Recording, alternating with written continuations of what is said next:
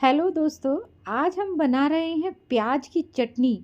और चटनी ऐसी चीज़ है, अगर मुंह का जायका बिगड़ा हुआ हो या बिल्कुल भी भूख ना हो रोटी खाने की, तब भी हम 2 की 4 रोटी खा लेंगे। तो चलिए बिना तामझाम और किचन में ही रखे हुए सामान से आज हम बनाएंगे एकदम स्वादिष्ट चटपटी चटाकेदार प्याज की चटनी।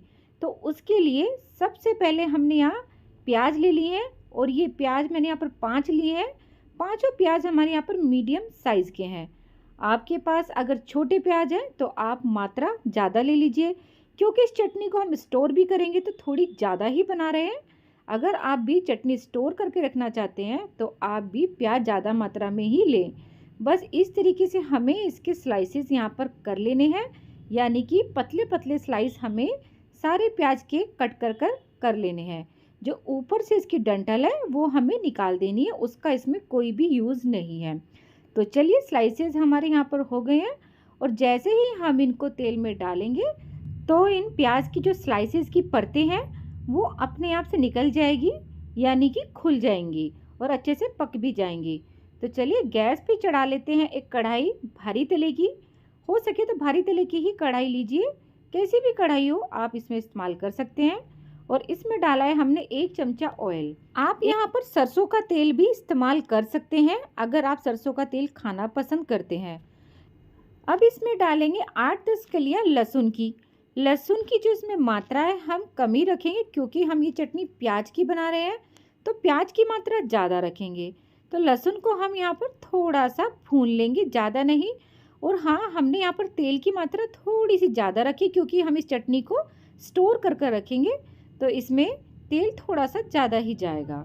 अब इसमें हमने सारे कटे हुए प्याज के स्लाइसेस ऐड कर दिए हैं। अगर आप साथ के साथ के लिए चटनी बना रहे हैं, मतलब साथ के साथ बनाएं और ख़त्म हो जाए, तो आप यहाँ पर तेल की मात्रा थोड़ा कम रख सकते हैं। तो मैं स्टोर करने के लिए बना रही हूँ तो इसलिए मैंने 1 चमचा ऑयल यहाँ पर लिया है। तो चलिए प्याज को हम यहाँ ट्रांसलूजन होने तक अच्छे से फ्राई कर लेंगे, यानी कि हमें इसको ज़्यादा काला पीला या भूनना नहीं है, सिर्फ हल्का पिंकिश होने तक, इसका कलर चेंज होने तक ही हमें इसको यहाँ पर भूनना है। और अगर आप लहसुन की चटनी बना रहे हैं तो आप यहाँ पर प्याज की मात्रा कम कर दीजिए और लहसुन की मात्रा ज़्यादा कर दीजिए। इसी वजह से हमने प्याज की चटनी में लहसुन की मात्रा यहाँ पर कम ही रखी है। नहीं तो होगा क्या, लहसुन का जो फ्लेवर है वो हमारी प्याज की चटनी के स्वाद को बिगाड़ देगा, यानी कि उसको दबा देगा। तो देखिए यहाँ पर जो हमारे प्याज हैं अच्छे से ट्रांसलूशन हो चुके हैं। आप देख ही सकते हैं जो हमारे प्याज का कलर है वो चेंज हो गया है, हल्का पड़ गया है। तो अब इस स्टेज पर हम यहाँ पर डालेंगे इमली। तो मैंने यहाँ पर 4-5 गांठें इमली की ली हैं। ये बिना बीज वाली इमली है। अगर आपके पास बीज वाली इमली है तो आप वो इस स्टेज पर डाल दें, और जब ये हमारे प्याज पक जाए तो उसके बाद उसमें से गुठली निकाल दें, क्योंकि जो इमली है वो नरम पड़ जाएगी। तो इसमें कोई दिक्कत नहीं है अगर आपके पास गुठली वाली इमली है। तो मैंने तो फ़िलहाल यहाँ पर बिना गुठली वाली इमली डाली है। और ये चटनी अगर आपको तुरंत बनाने का मन कर रहा है और इमली आपके पास नहीं है तो उसका भी इलाज है। आप यहाँ पर 4 चम्मच अमचूर के डाल सकते हैं। घर की नॉर्मल वाली जो चम्मच होती है उससे आप अमचूर पाउडर इसमें डाल दीजिए, उससे भी इसमें अच्छी खटास आ जाएगी। तो देखिए प्याज के साथ जो हमारी इमली है वो अच्छे से यहाँ पर पक रही है। और ये सारा काम हमें मीडियम फ्लेम पे करना है। अगर हम फ्लेम को तेज़ रखेंगे तो हमारा जो प्याज है वो ज़्यादा कलर चेंज कर देगा, और चटनी में हमारे जो रंगत आनी चाहिए वो चेंज हो जाएगी, वो नहीं आएगी, यानी कि जो चटनी है वो देखने में अच्छी नहीं लगेगी। तो सारा काम ये पेशेंस के साथ करना है। एक बार बनाएं और महीने भर की छुट्टी हो जाएगी इस प्याज की चटनी को बनाकर। तो चलिए प्याज और हमारी जो इमली है वो अच्छे से यहाँ पक चुके हैं। गैस की फ्लेम हमने यहाँ पर बंद कर दी है। अब इसको हम थोड़ा सा एक साइड में रखकर ठंडा कर लेते हैं, और गैस पे चढ़ा देते हैं एक छोटा पैन, यानी कि तड़का पैन। इसमें हम एक बेसिक सा मसाला बनाएंगे, जिसके लिए हम घर में ही रखे हमारे मसालेदानी में से थोड़ा सा लेंगे यहाँ पर साबुत धनिया। थोड़ा सा मतलब 1.5 चम्मच साबुत धनिया है। 1 चम्मच डालेंगे जीरा, और 1 चम्मच लेंगे हम यहाँ पर सौंफ। सौंफ हमें यहाँ पर मोटे वाली ही यूज करनी है, जो हम अचार वगैरह में यूज करते हैं। तो गैस की फ्लेम को हमने यहाँ पर कर दिया है मीडियम, और इसको हम यहाँ पर अच्छे से भून लेंगे। हमें इसको ज़्यादा जलाना नहीं है। हमें इन खड़े मसालों की जो नमी है सिर्फ उनको निकालना है, क्योंकि हम इस चटनी को स्टोर करेंगे तो हमें मसालों में नमी बिल्कुल भी नहीं चाहिए। तो देखिए भूनते भूनते हमारे जो ये मसाले हैं अच्छे से खुश्क हो गए हैं, यानी कि जो नमी है इनकी निकल चुकी है। अब इस स्टेज पर हम यहाँ पर 5-6 लाल मिर्ची साबुत वाली ऐड कर देंगे। मेरी जो ये लाल मिर्ची है ये कम तीखे वाली है, और साथ में ही डाले हैं यहाँ पर 8-10 दाने मेथी के। मेथी अगर ज़्यादा डाल देंगे तो चटनी कड़वी हो जाएगी। हमें इसको टेस्टफुल बनाना है तो सिर्फ 8-10 मेथी के दाने ही डालेंगे। और गैस की फ्लेम हमने बंद कर दी है, क्योंकि मिर्ची भी हमारी यहाँ पर ड्राई हो गई है। टोटल समय इस पर हमें 1 मिनट का लगा है। तो चलिए इसको अब हम पीस लेते हैं। ये जो हमारे सूखे मसाले हैं इनको हम ग्राइंडर जार में रोक रोक के 1 या 2 बार में इनका एक दरदरा मिक्सचर बना लेंगे।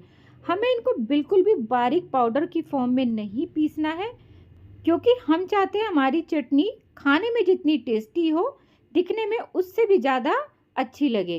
तो देखिए आप यहाँ देख ही सकते हैं जो हमारा यहाँ पर मिक्सचर है वो दरदरा है, और ये तभी होगा जब हमारा जो मिक्सचर है ये दरदरा पीसेंगे। अब इसी ग्राइंडर में हमने जो मिक्सचर है उसको निकाल दिया है एक कटोरी में एक साइड में, और जो हमारे भुने हुए प्याज और इमली है उसको इसमें डालकर पीस लेंगे। यानी कि हमें मिक्सी जार को धोने की बिल्कुल भी ज़रूरत नहीं है। इसी सेम जार में हमें ये प्याज इसमें डालकर इनको भी हमें रोक रोक कर ही पीसना है। ये नहीं कि एकदम से चलाकर बारीक पेस्ट कर लें, इससे वो ही बात हो जाएगी जो मैं आपसे पहले कह रही हूँ कि हमारी जो चटनी है उसका जो दिखने का अंदाज है वो बदल जाएगा। तो आप देख ही सकते हैं मैंने यहाँ पर मिक्सचर तो बनाया है, पर मैंने स्मूथ नहीं बनाया है, थोड़ा सा दरदरा ही रखा है। आप देख ही सकते हैं इसमें थोड़े प्याज के लम्स हैं। तो चलिए सेम उसी कढ़ाई में फिर डाल लेते हैं 2 चम्मच तेल। अब तेल की मात्रा यहाँ पर कम जाएगी, क्योंकि हमें अब इसमें लगाना है तड़का। तो 2 चम्मच तेल डाल के अब हम इसमें यहाँ पर सबसे पहले ऐड करेंगे 1 चम्मच काली सरसों। कुछ लोग इसे राई भी कहते हैं। इसको हम तेल में डाल के थोड़ा सा चटकने देंगे। उसी के बाद हम जीरा ऐड करेंगे। अगर दोनों चीज़ें साथ साथ छोड़ देंगे तो क्या होगा, जीरा जल्दी से पक जाएगा, और जो हमारी ये काली सरसों है ये इतनी जल्दी नहीं पक पाएगी। तो जीरा डालने के साथ ही हमने यहाँ पर 1 चम्मच उड़द दाल डाली है। इससे चटनी में फ्लेवर बहुत अच्छा आता है, और आप चाहें तो यहाँ पर कड़ी पत्तों का भी इस्तेमाल कर सकते हैं अगर आप खाना पसंद करते हैं। और उड़द दाल अगर आप नहीं डालना चाहते तो आप स्किप कर सकते हैं। और साथ में ही ली है 1/4 चम्मच हमने यहाँ पर कलौंजी। कुछ लोग इसे मगरेला भी कहते हैं। आप जो भी कहते हैं उससे कोई दिक्कत नहीं, बस आपको यहाँ पर डालना है कलौंजी। अब यहाँ पर ली थी हमने 1.5 चम्मच काश्मीरी लाल मिर्च कम तीखे वाली। इसका इस्तेमाल हम चटनी में रंगत लाने के लिए कर रहे हैं, इससे ज़्यादा और कुछ नहीं। इस स्टेज पे गैस की फ्लेम को हम बिल्कुल कम पर रखेंगे, नहीं तो हमारा जो ये लाल मिर्च है ये जल जाएगी। अब यहाँ पर हम तुरंत ही ऐड कर देंगे अपने प्याज का मिक्सचर। तो मिक्सचर ऐड करने के बाद हम इस सारे मिक्सचर को देंगे एक अच्छा सा मिक्स, यानी कि जो हमारी काश्मीरी लाल मिर्च है और जो प्याज है आपस में रच बस जाए, प्याज के ऊपर मिर्च की अच्छे से कोटिंग हो जाए, यानी कि रंगत आ जाए। तो आप देख ही सकते हैं कितना बढ़िया सौंधा सौंधा कलर हमारे प्याज पर चढ़ने लगा है। तो इस स्टेज पर आकर हम ऐड करेंगे जो हमने खड़े मसालों का मिक्सचर बनाकर तैयार किया था वो। तो ये जो मिक्सचर है ये थोड़ा ज़्यादा बना है, तो हम सारा नहीं डालेंगे। हमने यहाँ पर 2.5 चम्मच मिक्सचर ऐड किया है अपने प्याज की क्वांटिटी के हिसाब से, यानी जितना हमारा प्याज का मिक्सचर है उस हिसाब से ही हमने इसमें ये मसाला ऐड किया है। आप इसको दोबारा से किसी सब्जी में या फिर दोबारा से चटनी बनाने में भी इस्तेमाल कर सकते हैं बचे हुए मिक्सचर को। तो चलिए अब हमने मिक्सचर डाल के फिर दोबारा से अच्छा सा मिक्स दे दिया था। अब जिस ग्राइंडर में हमने प्याज पीसा था उसी ग्राइंडर में हमने थोड़ा सा पानी लेकर इसके अंदर ऐड किया है, यानी कि जो हमारी प्याज की चटनी है हम इसकी कंसिस्टेंसी को अपने हिसाब से यहाँ पर पतली या गाढ़ी रख सकते हैं।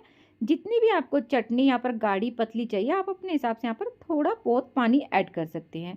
तो मैंने अपने हिसाब से यहाँ पर एक छोटा कप पानी ऐड किया था और आप देख ही सकते हैं जो हमारी चटनी बनकर तैयार हो रही है, ना तो ज़्यादा गाढ़ी और ना ही ज़्यादा पतली। अब इस स्टेज पर आकर हम यहाँ पर टेस्ट अकॉर्डिंग डालेंगे नमक। नमक जा रहा है हमारा यहाँ पर सबसे लास्ट में, क्योंकि जो चटनी है वो सिकुड़कर थोड़ी हो गई है, मतलब जब हमने इसको डाला था ये ज़्यादा थी, इसकी जो अब क्वांटिटी है वो कम हो गई है। तो हमें यहाँ पर प्रॉपर नमक का अंदाज़ा हो जाएगा कि हमें नमक कितना डालना है। और जैसे आप देख पा रहे हैं, मैं जैसे जैसे इस चटनी को घुमा रही हूँ, साइड में जो तेल है वो हमारे मसालों ने छोड़ दिया है। तो इसका ये मतलब है जो हमारी चटनी है वो लगभग बनने ही वाली है, यानी जो इसका कलर है वो आ चुका है और जो नेचुरल ऑयल है हमारे मसालों का वो निकल चुका है। तो आप देख ही सकते हैं, देखने से ही मुंह में पानी आ रहा है और सच में पूरी जो किचन है वो खुशबू से महक रही है।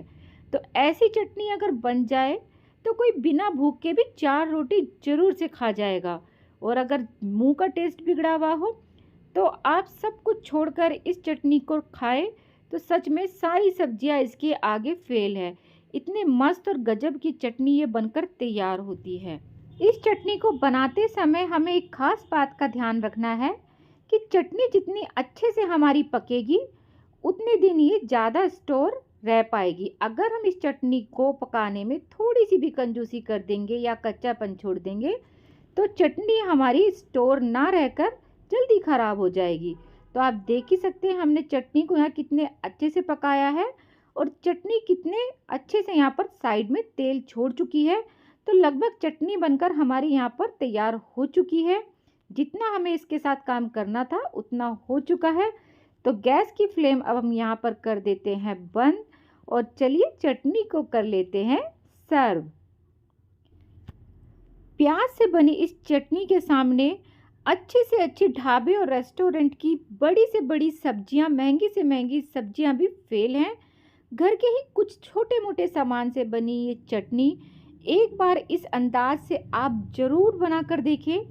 सच में आपको मज़ा आ जाएगा, आप बार बार इस चटनी को बनाना चाहेंगे।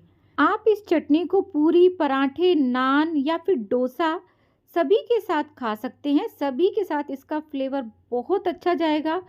और आप रोटी, पूरी, नान, पूरी, पराठे तो क्या आप इसको रूखा भी खाना चाहेंगे। ये इतनी गजब की चटनी बनकर तैयार होती है। तो अगर आपको इस चटनी की रेसिपी थोड़ी भी अच्छी लगी हो तो मुझे सपोर्ट करने के लिए ज़्यादा से ज़्यादा वीडियो को शेयर, वीडियो को लाइक और चैनल को सब्सक्राइब जरूर से कीजिएगा अगर आप चैनल पर नए आए हो। तो मिलते हैं नए दिन नई रेसिपी के साथ। वीडियो देखने के लिए थैंक्स फॉर वॉचिंग।